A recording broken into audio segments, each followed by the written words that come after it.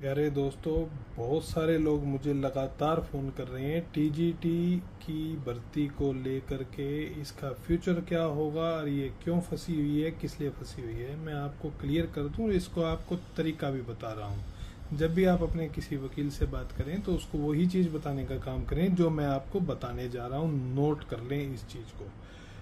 देखिए, टीजीटी की जो रिक्रूटमेंट है, इसको फंसाया सरकार ने। इसमें न किसी कैंडिडेट का कोई दोष है, न कोई दोष था।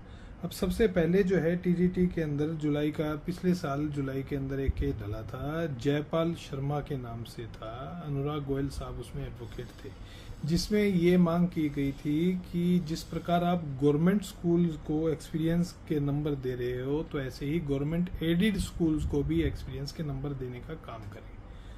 उस मामले के अंदर हरियाणा के महाधिवक्ता ने कोर्ट में आके स्टेटमेंट दिया कि सर, हमारी कंसिडरेशन में है, government is actively considering the fact, और हमारे कंसिडरेशन में है कि ये नंबर दिए जा सकते हैं, नहीं दिए जा सकते हैं। हम इसके ऊपर फैसला लेने वाले हैं। जब तक ये फैसला नहीं लेते तब तक हम रिजल्ट डिक्लेयर नहीं करेंगे।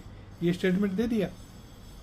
अगली डेट पे इन्होंने उस स्टेटमेंट को क्लैरिफाई करने का काम किया अगस्त के अंदर कि जो है गलती से हमने स्टेटमेंट दे दिया था, ऐसा ये कोई और मामला था, ये मामला नहीं था।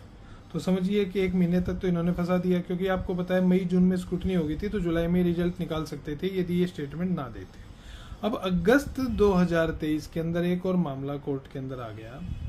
मामला था जो जिसको तुम कैंडिडेट्स को नोट करना है, CWP है 17751/2023, नीलम कौशिक बनाम स्टेट ऑफ हरियाणा।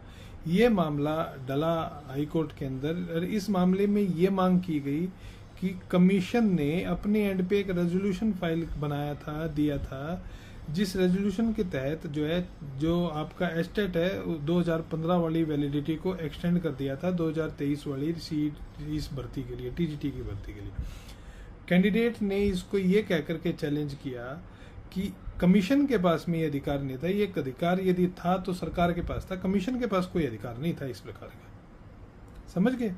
अब होता क्या है कि उस मामले के अंदर जो है सुनवाई होती है। आप सुनवाई की डेट नोट करें, जिस ऑर्डर को आपको क्लैरिफाई कराना है। 21/9/2023 को एक ऑर्डर जारी होता है कोर्ट के द्वारा। उसमें सरकार के द्वारा कोर्ट में ये स्टेटमेंट दी जाती है कि अभी तक जो है स्क्रूटनी ऑफ डॉक्यूमेंट्स के बाद में रिजल्ट फाइनलाइज नहीं हुआ है, तो इसलिए हम रिजल्ट नहीं डिक्लेयर करेंगे अगली तारीख तक।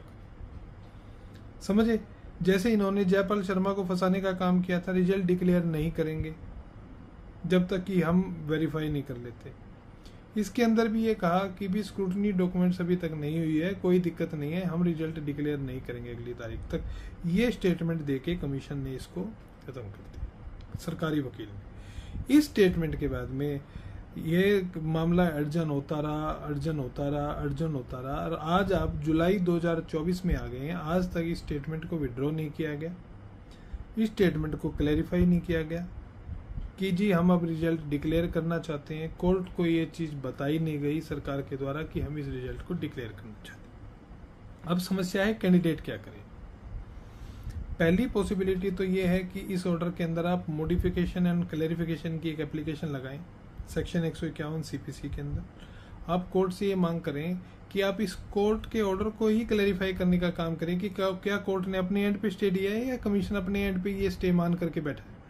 क्योंकि स्टेटमेंट का जो को पढ़ें तो स्टेटमेंट में कहीं से भी ऐसा दिखता नहीं है कि स्टे है, लेकिन कमीशन के द्वारा ये प्रचारित किया जा रहा है कि स्टे है। तो इसलिए ये ऑर्डर जो है अपने आप में एक कंफ्यूजिंग ऑर्डर है, जिसको कोर्ट क्लैरिफाई बड़े आराम से कर सकती है। एक एप्लीकेशन लगानी है।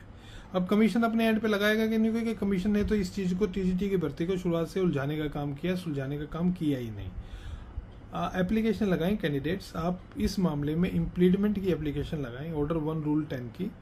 उस एप्लीकेशन के अंदर आप साथ में एक क्लैरिफिकेशन की एप्लीकेशन लगाएं। आप कहिए कि जी हम पार्टिसिपेंट्स हैं and we are not clear, हमें बिल्कुल भी क्लियर नहीं हो रहा है किसी भी माध्यम से कि कमीशन रिजल्ट क्यों नहीं निकाल रहा है। क्या इस मामले में माननीय कोर्ट की तरफ से कोई स्टे दिया गया है, हाँ या ना? यदि कोर्ट कहती है कि हाँ हमने अपने आप को स्टे दिया है तो स्टे वेकेशन की आप एप्लीकेशन लगाएं, वरना इसके अंदर कोई स्टे है नहीं। कमीशन अपने एंड पे ही ये मान करके और बोल करके बैठा हुआ है कि जी हम रिजल्ट डिक्लेयर नहीं करेंगे।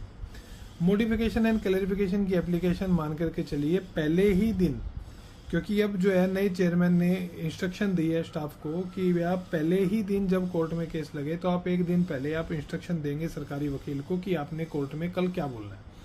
तो आप मान करके चलिए कि कमीशन की तरफ से पहले ही दिन ये स्टेटमेंट आएगी कि जी हमारा रिजल्ट तैयार है, हम रिजल्ट डिक्लेयर करना चाहते हैं।